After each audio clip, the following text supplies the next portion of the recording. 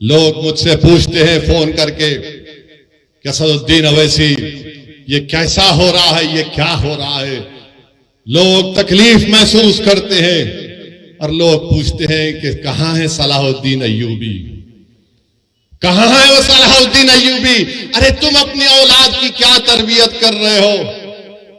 कहां से सलाहुद्दीन पैदा होगा जब बाप अपनी औलाद के सामने अपनी मां की बेइज्जती करेगा? कहां से सलाहुद्दीन आएगा जब तुम बेटे के सामने, औलाद के सामने अपनी बीवी से गलत बर्ताव करते हो? कहां से सलाहुद्दीन आएगा जब नौजवान गुनाह करते हैं, जिना करते हैं? कहां से सलाहुद्दीन आएगा जब तुम जिना करते हो? कहां से सलाहुद्दीन आएगा जब तुम अपने हाथ से अपने भाई का कत्ल करते हो? कहां से सलाहुद्दीन पैदा होगा जब हमारी बेटियां गुनाह करती हैं? सलाहुद्दीन कैसे पैदा होगा जब तुम नेक बनोगे, जब तुम गुनाहों से दूर रहोगे, तुम रसूलुल्लाह सल्लल्लाहु अलैहि वसल्लम से बेपनाह मोहब्बत करोगे तमाम चीज और दुनिया से बढ़कर। सलाहुद्दीन अय्यूबी जिंदगी में जब तक बैतुल मुक़द्दस मस्जिद अक़सा पर कामयाबी हासिल नहीं किया, उसकी पेशानी पर बल रहता था। बास जगह मैंने पढ़ा कि सलाहुद्दीन अय्यूबी जब तक फलस्तीन पर कामयाबी हासिल नहीं किया वो मुस्कुराता नहीं था। लोग उससे बोलते थे, सलाहुद्दीन तुम मुस्कुराते क्यों नहीं हो, तुम्हारी पेशानी पर बल क्यों नहीं आता? तो सलाहुद्दीन कहता था कि क़िबले अव्वल हमारा रहा है। 17 साल रसूलुल्लाह सल्लल्लाहु अलैहि वसल्लम ने क़िबला बनाया, वो जगह जहां पर आक़ाए दो आलम सल्लल्लाहु अलैहि वसल्लम जमीन से आसमानों पर अल्लाह का जाकर दीदार करे, उस जगह पर जब तक हम कामयाबी हासिल नहीं करते, सलाहुद्दीन कैसे मुस्कुराएगा? सलाहुद्दीन के पेशानी से बल कैसे जाएगा जब क़िबले अव्वल मेरे साथ नहीं? मेरे अजीज दोस्तों, बुजुर्गों, नौजवानों, तुम आज आराम से हैदराबाद में बैठे हो, तुम्हारे घरों पर बम नहीं गिर रहे हैं, तुम्हारे भाइयों का कत्ल नहीं हो रहा है, तुम बेघर नहीं हुए हो अल्हम्दुलिल्लाह। मगर गाजा के गरीब लोग 21 लाख की आबादी में 10 लाख बेघर हो चुके हैं। और ये जालिम इजरायली हुकूमत चाहती है कि इन तमाम गाजा के लोगों को खाली करा दिया जाए और उसको सिक्योरिटी जोन बनाकर इनको सीनाई के सहरा में ले जाकर छोड़ दिया जाए। कोई दुनिया खामोश है, सन्नाटा है। अरे जिसने मारे उनको देखो, मगर इन गाजा के गरीबों ने तुम्हारा क्या बिगाड़ा था? मीडिया में एक तरफा रिपोर्टिंग कि ऐसा हुआ, वैसा हुआ, फुला हुआ। अरे कभी तुमने देखा 70 साल से इजराइल ऑक्यूपायर है, इजराइल ऑक्यूपायर है, फलस्तीन ऑक्यूपाइड टेरिटरी है। ऑक्यूपेशन तुमको नहीं दिखता, जुल्म तुमको नहीं दिखता।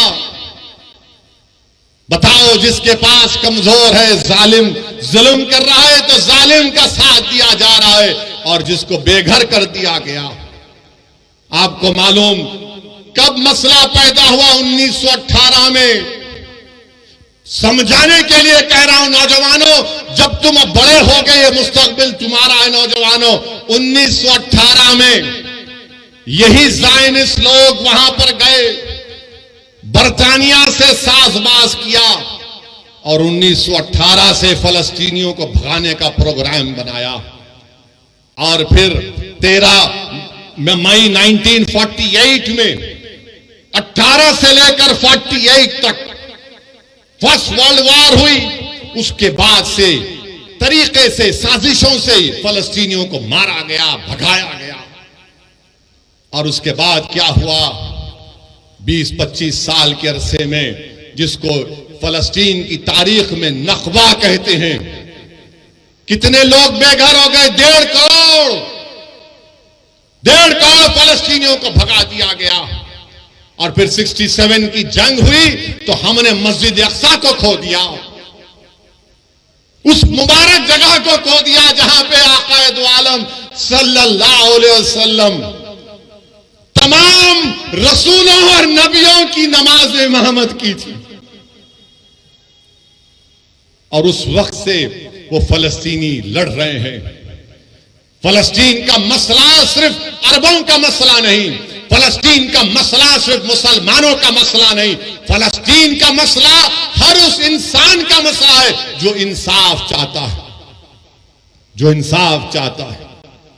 अब जो पूछते हैं कि सलाहुद्दीन कहां आएगा, अरे सलाहुद्दीन को आने के लिए तुमको नेक बनना पड़ेगा।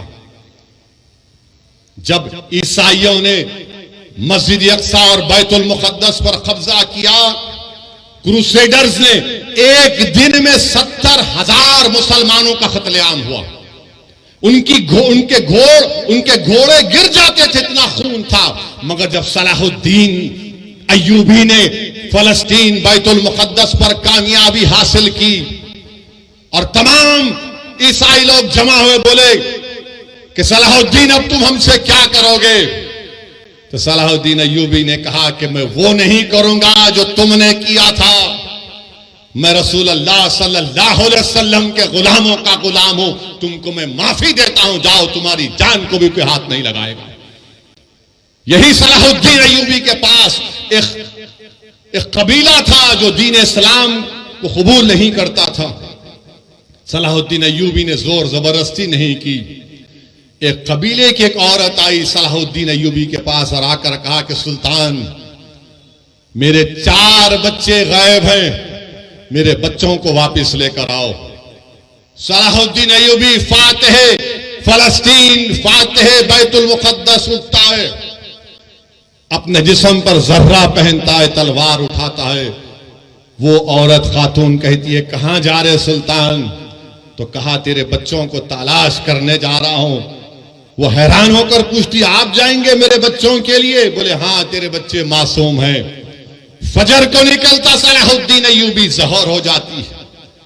जहर से असर के करीब जब सलाहुद्दीन अय्यूबी इन बच्चों को देखता है, बच्चे डरे हुए हैं, सहमे हुए हैं, उनको गोद में उठाकर अपनी मां के पास जब लेकर आता है तो बच्चे, उसमें से जो बड़ा उम्र का बच्चा था 13-14 साल का, वो फर्त मसरत में अपनी मां की तरफ दौड़ता है कि अम्मा अम्मा। तो उस मां ने क्या किया? उस मां ने उस बच्चे के मुंह पर एक जोरदार तमाचा मारा और कहा कि जा, सलाहुद्दीन के कदमों में गिर जा। ये वो नबी मोहम्मद सल्लल्लाहु अलैहि वसल्लम का गुलाम है, अगर ये ऐसा है तो उसका रसूल कैसा रहमत वाला होगा। ये सलाहुद्दीन अय्यूबी था। मेरे अजीज दोस्तों और बुजुर्गों, नौजवानों, इसीलिए कह रहा हूं कि तुमको नेक बनना पड़ेगा। और याद रखो इस बात को, जब तुर्कों की हुकूमत थी, सल्तनत उस्मानिया की हुकूमत थी, तुम्हारा ख्याल यह है कि तुम्हारा मिजाज ये है कि तुम अपने फोनों पर, टीवी पर अर्तुगरुल देखकर खुश हो जाते, तुम उस्मान का सीरियल देखकर खुश हो जाते। मगर क्या तुमको मालूम कि जब तक 400 साल तुर्कों की हुकूमत थी, मस्जिद अक्सा हमारे पास थी। मगर जब तुर्कों से इख्तिदार, इत्तेहाद जब कमजोर हुआ, कबीलों की बुनियाद पर, असबियत की बुनियाद पर जब इत्तेहाद पारा पारा हो गया, तो सबसे पहली चीज जो हमारे हाथ से चले गई वो मस्जिद अक्सा और बैतुल मुक़द्दस हमारे हाथ से चला गया। इसीलिए मेरे अजीज दोस्तों और बुजुर्गों, इत्तेहाद को मजबूत रखो। याद रखो, तुमको हम तमाम, मुझसे तुमको नफरत होगी, मगर मेरी और तुम्हारी ख्वाहिशों से ज्यादा और अहमियत का काम इत्तेहाद। असदुद्दीन ओवैसी यकीनन कमजोर है, मगर याद रखो ये इत्तेहाद तुम्हारे लिए और मेरे लिए, आने वाली नस्लों के लिए जरूरी है। हमने इत्तेहाद को खोया तो मस्जिद अक्सा निकल गई हमारे हाथ से, मस्जिद अक्सा हमारे हाथ से निकल गई।